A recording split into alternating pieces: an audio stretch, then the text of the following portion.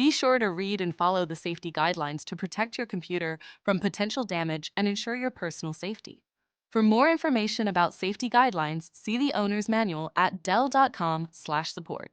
Before you begin, turn off the computer and disconnect all the attached peripherals. To remove the memory module, loosen the screw securing the side cover and slide the cover off the system.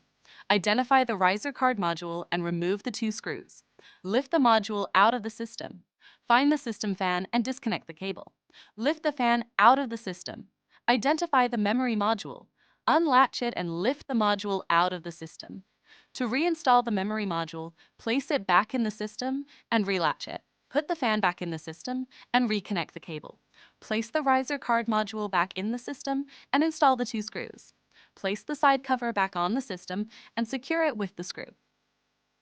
For more information about your Dell system, visit dell.com/support.